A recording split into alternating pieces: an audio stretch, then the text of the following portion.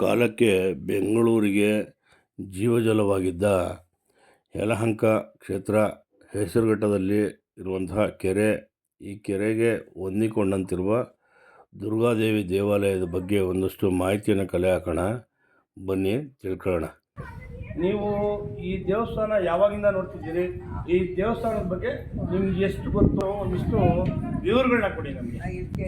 ಈ ದೇವರು ಫಸ್ಟ್ ದೇವರು ಇದ್ದಿದ್ದು ಅಲ್ಲೈತೆ ಹಿಂದೆಗಡೆ ಮೂಲ ದೇವರು ದೇವರದೇ. ಆಮೇಲೆ ದೇವರು ನಾನು ಮದುವೆ ಆದಮೇಲೆ ಕಟ್ಟಿಸಿದ್ದು. ನಾನು ರಾಯಚೂರಿಗೆ ಮದುವೆ ಆಗಿದ್ದು. ರಾಯಚೂರಿನಿಂದ ಬಂದು ನಾನು 4 ತಿಂಗಳಾಯಿತು. 4 ತಿಂಗಳಿಂದ ಹೊರಟು ಬರ್ತೀನಿ. ಅಯ್ಯಮ್ಮ ಬೇರೆ ಇಲ್ಲಿ ಕೋಳಿ ಕೂಸೋಳು ಅವೆಲ್ಲ 4 ತಿಂಗಳಿಂದ ಬರ್ತೀನಿ.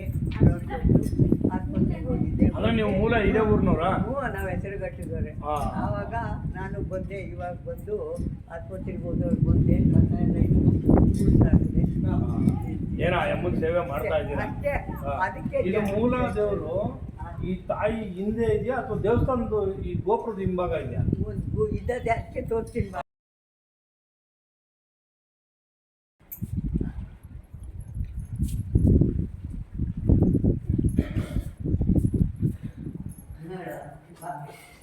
ಇವೆಲ್ಲ ನೆರಳಿಗೆ ದೇವರು ಎಲ್ಲ ನೋಡಿ. ಇದು ಫಸ್ಟ್ ಶಿಲೆ ಆಗಿದ್ದು ನೋಡಿ ಅಮ್ಮ. ಈ ಅಮ್ಮ ಶಿಲೆ ಆಗಿದ್ದು ಈ ಆದಿಶಕ್ತಿ ದೇವಿ ತಾಯಿ ದುರ್ಗಾ ಮಾತೆ ಇಲ್ಲಿ ನೆಲೆ ನಿಂತಿರ್ತಕ್ಕಂಥದ್ದು. ಈ ತಾಯಿಯ ಚಿತ್ರಣ ಇಲ್ಲಿ ಬಿಡಿಸಿರ್ತಕ್ಕಂಥದ್ದು.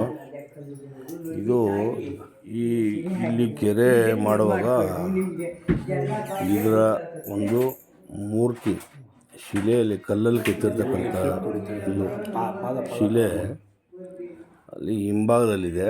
ಅದು ಮುಂದೆ ತೋರಿಸ್ತೀನಿ ನೋಡಿ. ತಾಯಿಯ ಪಾದಪದ್ಮಗಳಿಗೆ ನಮಸ್ಕಾರ ಮಾಡಿಕೊಂಡು ತಾಯಿಯ ಆಶೀರ್ವಾದ ತಗೊಳ್ಳಿ.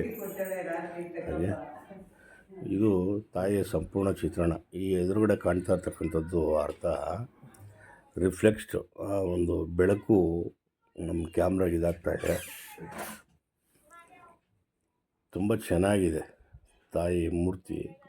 ಅದೇ ಅವರು ಮಾಂಸದವರಿಗೆ ಎಲ್ಲ ಊಟ ಎಲ್ಲ ಮಾಡ್ತಾರಲ್ಲಿ ಅಲ್ಲ.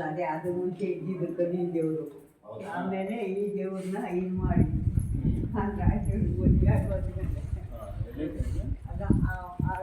ಶೆಡ್ಡಲ್ಲ, ಆ ಶೆಡ್ಡಿನಾಗೆ ಇಕ್ಕವ್ರೆ ಕಲ್ಲಿನ ದೇವರು. ಶೆಡ್ಡೊಳಗೆ ಅಲ್ಲಿ ಅಡುಗೆ ಎಲ್ಲ ಮಾಡ್ತಾರೆ. ಕುರಿ ಎಲ್ಲ ಬಿಡ್ತಾರಲ್ಲ, ಅದು ಮಾಡ್ತಾರೆ. ಕಲ್ಲಿನ ದೇವರು.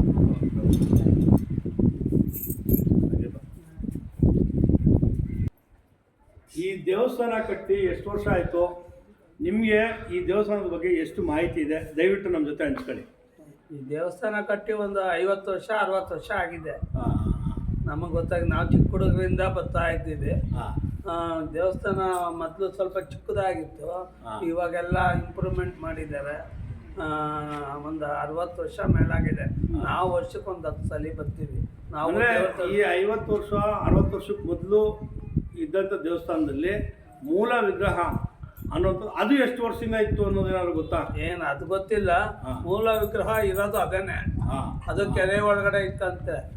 ಅದರಿಂದ ತಗೊಂಬಂದು ಮ್ಯಾಲಿಕ್ಕಿ ಪ್ರತಿಷ್ಠಾಪನೆ ಮಾಡಿ ಚಿಕ್ಕದಾಗಿತ್ತು ಗುಡಿ. ಇವಾಗ ಊರವರೆಲ್ಲ ಸೇರಿ ಇಂಪ್ರೂವ್ ಮಾಡಿ ಸ್ವಲ್ಪ ಎಲ್ಲರ ಹತ್ರ ಕಲೆಕ್ಷನ್ ಮಾಡಿ ಇದು ಮಾಡಿ ಬೇರೆ ಊರು ನಮ್ಮ ಅಬ್ಬಿಗೆರೆ ಅಂತ ಇತ್ತು. ಆ ಕಡೆ ಸುತ್ತಮುತ್ತ ದೇವ್ರುಗಳು ತಗೊಂಡೋಗ್ತಾರೆ. ಅಲ್ಲೆಲ್ಲ ಕಲೆಕ್ಷನ್ ಮಾಡಿ ದೇವಸ್ಥಾನ ಚೆನ್ನಾಗಿ ಇಂಪ್ರೂವ್ ಮಾಡಿದ್ದು. ಧನ್ಯವಾದಗಳು. ನಾವೀಗ ಹೆಸರುಘಟ್ಟದಲ್ಲಿ ಇರ್ತಕ್ಕಂಥ ಹೆಸರುಘಟ್ಟ ಜೀವನಾಡಿ ಕೆರೆ ಅಂಗಳದಲ್ಲಿ ಇರ್ತಕ್ಕಂಥ ಒಂದು ದುರ್ಗಾದೇವಿ ದೇವಸ್ಥಾನದ ಆವರಣದಲ್ಲಿದ್ದೀವಿ ನೋಡಿ. ಸುತ್ತ ಒಂದು ರೀತಿ ಪಾರ್ಕ್ ಥರ ಮಾಡಿದ್ದಾರೆ. ಜನಗಳು ಓಡಾಡೋದಕ್ಕೆ ಮತ್ತು ವಿಶ್ರಾಂತಿ ತಗೊಳ್ಳೋದಕ್ಕೆ ಆಹ್ಲಾದಕರವಾದಂತಹ ಗಾಳಿ, ಒಳ್ಳೆ ಗಾಳಿ, ತಂಗಾಳಿನ ಸೇವಿಸೋದಕ್ಕೆ ನೋಡಿ. ಕೆರೆ ಮಗ್ಗಲಲ್ಲಿ ಈ ರೀತಿ ಇದ್ಬಿಟ್ರೆ ನಿಜವಾಗ್ಲೂ ಈ ಸಿಟಿ ವಾತಾವರಣದಲ್ಲಿ ಯಾರ್ಯಾರು ಹೈರಾಣಾಗಿರ್ತೀವಿ ನಾವು, ಇಲ್ಲಿ ಆ ತಂಗಾಳಿ ತಗೊಂಡು ಒಂದು ಸ್ವಲ್ಪ ಆರೋಗ್ಯವಾಗಿ ಸ್ವಲ್ಪ ಸಮಯ ಆದರೂ ಜೀವಿಸ್ಬೋದು ಒಳ್ಳೆ ರೀತಿಯಲ್ಲಿ ಅನ್ನೋವಂಥದ್ದು. ಯಾಕೆಂದರೆ ಸಿಟಿ ಲಿಮಿಟ್ಸ್ ಅಂದರೆ ಒಳಗಡೆ ಏನು ನಾವು ಗಾಳಿ ತಗೊಳ್ತೀವಿ ವಿಷ ಅನಿಲ, ಇದು ಹೊಗೆ, ಧೂಳು, ದುರ್ಗಂಧ ಇವೆಲ್ಲ ಮಿಶ್ರಿತವಾಗಿ ನಾವು ಸೇವಿಸುವಂಥ ಗಾಳಿ ವಿಷ ಮಿಶ್ರಿತ ಗಾಳಿ ಆಗ್ತಾ ಇರುತ್ತೆ. ಇದು ಇಲ್ಲಿ ಯಾವುದೇ ರೀತಿ ಇಲ್ಲ ಇಲ್ಲಿ. ಹಾಗಾಗಿ ಸುತ್ತ ಕೆರೆ ಸುತ್ತ ತಂಗಾಳಿ ಸೇವಿಸೋದಕ್ಕೆ ಒಂದು ಒಳ್ಳೆ ಸ್ಥಳ. ಇಲ್ಲಿ ಒಂದು ಸ್ವಲ್ಪ ಹೊತ್ತು ಈ ಗಾಳಿಯನ್ನು ತಗೊಂಡ್ರೆ ಆರೋಗ್ಯ ಸ್ವಚ್ಛವಾಗಿರುತ್ತೆ ಅಂತ ಕೂಡ ಹೇಳ್ಬೋದು. ನೋಡಿ, ಹಾಗೆ ಈ ದೇವಸ್ಥಾನ ಬಿಟ್ಟು ಕೆಳಗಡೆ ಇಳಿದ್ರೆ ಇಲ್ಲೊಂದು ಶೆಡ್ ಇದೆ. ಈ ಶೆಡ್ಡಲ್ಲಿರ್ತಕ್ಕಂಥ ನೋಡಿ, ಇದು ಮೂಲ ದೇವರು. ಕೆರೆ ಮಾಡುವಂಥ ಸಂದರ್ಭದಲ್ಲಿ ಸಿಕ್ಕಿದಂಥ ಮೂಲ ಶಿಲಾ ಒಂದು ವಿಗ್ರಹ. ಈ ವಿಗ್ರಹದ ಒಂದು ಪ್ರತಿರೂಪವೇ ಅಲ್ಲಿ ದುರ್ಗಾದೇವಿಯಾಗಿ ನೆಲೆ ನಿಂತಿರ್ತಕ್ಕಂಥ ತಾಯಿ.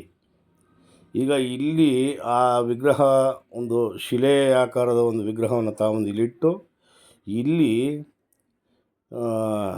ಶಾಕಾಹಾರಿ ಅಂದರೆ ಇಲ್ಲಿ ಮಾಂಸಾಹಾರದ ಒಂದು ಊಟವನ್ನು ವ್ಯವಸ್ಥೆ ಮಾಡ್ತಾರೆ. ಬಲಿ ಕೊಡ್ತಕ್ಕಂಥವ್ರು, ಇಲ್ಲಿ ಹರಕೆ ಮಾಡಿದಂಥವ್ರು, ಹಾಗೆ ಇಲ್ಲಿ ಕಿವಿ ಚುಚ್ಚೋದು, ತಲೆ ಮುಡಿ ಕೊಡುವಂಥದ್ದು, ಹಾಗೆ ಇನ್ನು ಹಲವಾರು ಕಾರ್ಯಕ್ರಮಗಳು. ಖಾರದ್ದು ಏನು ಅಡುಗೆ ಮಾಡ್ತಾರೆ ಅವರೆಲ್ಲ ಇಲ್ಲಿ ಬಂದು ಮಾಡ್ಕೊಳ್ತಾರೆ. ನೋಡಿ, ಇದರೊಟ್ಟಿಗೆ ಮಾಡಿ ಎಲ್ಲ ರೀತಿ ಅನುಕೂಲ ಚೆನ್ನಾಗಿದೆ ಇಲ್ಲಿ. ಇದ್ರ ಇನ್ನೂ ಮುಂದಕ್ಕೆ ಇನ್ನೂ ಬೆಳವಣಿಗೆ ಮಾಡ್ಬೋದು, ಆ ಮಟ್ಟದಲ್ಲಿದೆ. ಆದರೆ ಇಲ್ಲಿ ಯಾತ್ರಾರ್ಥಿಗಳು ಬರ್ತಾರೆ, ಅಡುಗೆ ಮಾಡ್ತಾರೆ, ತಿಂತಾರೆ, ಎಲ್ಲ ಓಕೆ, ತುಂಬ ಚೆನ್ನಾಗಿದೆ ಜಾಗ. ಆದರೆ ಈ ಜಾಗವನ್ನು ಒಂದು ಅಚ್ಚುಕಟ್ಟಾಗಿ ಸ್ವಚ್ಛತೆಯಿಂದ ಮಡಿಕೊಳ್ಬೋದು. ಇಲ್ಲಿ ಯಾರು ಜವಾಬ್ದಾರಿ ತೊಗೊಳ್ಳೋವಂಥವ್ರು ಯಾರೂ ಇಲ್ಲ ಅನಿಸುತ್ತೆ. ಹಾಗಾಗಿ ನೋಡಿ, ಈ ಚೆನ್ನಾಗಿರ್ತಕ್ಕಂಥ ಈ ಜಾಗದಲ್ಲಿ ಅಲ್ಲಲ್ಲೇ ತಿಂದಿದ್ದ ತಟ್ಟೆಗಳು ಅಲ್ಲೇ ಬಿಸಾಕುವಂಥದ್ದು, ಮತ್ತು ಏನು ಇದು ಮಾಡ್ತಾರಲ್ಲ ಅವೆಲ್ಲ ಗಲೀಜುಗಳು ಅಲ್ಲಲ್ಲೇ ಬಿಸಾಕುವಂಥದ್ದು, ಈ ಥರ ಎಲ್ಲ ಮಾಡಿ ಈ ಒಂದು ಕಾರ್ಯವನ್ನು ಫಸ್ಟು ನಿಲ್ಲಿಸಬೇಕು. ಹಾಗೆಯೇ ಇಲ್ಲಿ ಶುಚಿತ್ವಕ್ಕೆ ಆದ್ಯತೆ ಕೊಡಬೇಕು. ಮತ್ತು ಈ ಒಂದು ಶೆಡ್ ಏನಿದೆಯಲ್ಲ, ಈ ಶೆಡ್ಡು ಮರು ನಿರ್ಮಾಣ ಆಗಬೇಕು, ಇನ್ನೊಂದು ಸ್ವಲ್ಪ ವಿಸ್ತೀರ್ಣ ಆಗಬೇಕು.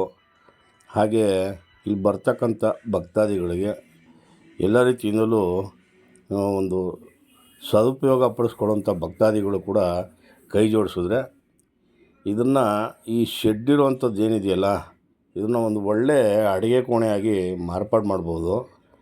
ಹಾಗೆ ಇದರ ಸುತ್ತಮುತ್ತಲ ಒಂದು ಏನು ಖಾಲಿ ಜಾಗ ಇದೆಯಲ್ಲ, ಅದೆಲ್ಲವನ್ನು ಒಂದು ಒಳ್ಳೆ ರೀತಿಯಲ್ಲಿ ಆ ಶುಚಿತ್ವವನ್ನು ಕಾಪಾಡಿಕೊಂಡು ಎಲ್ಲ ಕ್ಲೀನ್ ಮಾಡಿಕೊಂಡು ಒಂದಷ್ಟು ಹೂವಿನ ಗಿಡಗಳು ಅವು ಇವು ಹಾಕಿ ಅಲ್ಲಿ ಒಂದೆರಡು ಜಗಲಿಗಳು ಏನಾದರೂ ಹಾಕಿದ್ರೆ ನೋಡಿ, ಈ ಜಾಗಕ್ಕೆ ಮತ್ತಷ್ಟು ಕಳೆ ಬರುತ್ತೆ. ಹಾಗೆ ಇಲ್ಲಿ ಬರ್ತಕ್ಕಂಥ ಭಕ್ತಾದಿಗಳು ಕೂಡ ಮತ್ತಷ್ಟು ಸಂತೋಷದಿಂದ ತಮ್ಮ ಒಂದು ದೇವಾಲಯದ ಹಾಗೆ ಸಿಕ್ತಂತ ಮತ್ತೊಂದು ಏನಿದೆ ಇದೆಲ್ಲ ಮುಗಿಸ್ಕೊಂಡು ತುಂಬ ಸಂತೋಷದಿಂದ ಹೋಗ್ತಾರೆ ಅನ್ನೋದು ನನ್ನ ಅಭಿಪ್ರಾಯ. ಖಾರದ ಅಡುಗೆ ಇದಕ್ಕೆ ಆದ್ಯತೆ ಕೊಡಬೇಕು ಅಂತ ಹೇಳಿದ್ರೆ ಯಾವ ರೀತಿ ಭಕ್ತಾದಿಗಳು ಬರುವಂಥ ಭಕ್ತಾದಿಗಳಿಂದ ಈ ದೇವಾಲಯದ ಏನು ಒಂದು ದೇವರಿಗೆ ನೈವೇದ್ಯ ಇಟ್ಟು ಮೇಲ್ವಿಚಾರಕರಿದ್ದಾರೆ, ಅವರು ಕೂಡ ಇದ್ರ ಕಡೆ ಗಮನ ಹರಿಸ್ಬೇಕು. ಬರುವಂಥ ಭಕ್ತಾದಿಗಳು ಮನಸ್ಸು ಮಾಡಬೇಕು. ಇದು ಮೊದಲು ಅಲ್ಲಲ್ಲಿ ಮಾಡ್ತಕ್ಕಂಥ ಗಲೀಜುಗಳನ್ನ ನಿಲ್ಲಿಸ್ಕೊಂಡ್ರೆ ಸಾಕು, ಅರ್ಧ ಕ್ಲೀನ್ ಆದಂಗೆ. ಅದಾದಮೇಲೆ ಬೆಳವಣಿಗೆಗೆ ಒಂದಷ್ಟು ಯೋಜನೆಗಳನ್ನ ಮಾಡಿ ಪೂಜೆ ಬೆಳೆಸಲಿ ಅಂತ ಹೇಳ್ತಾ, ಜೈ ಹಿಂದ್, ಜೈ ಕರ್ನಾಟಕ.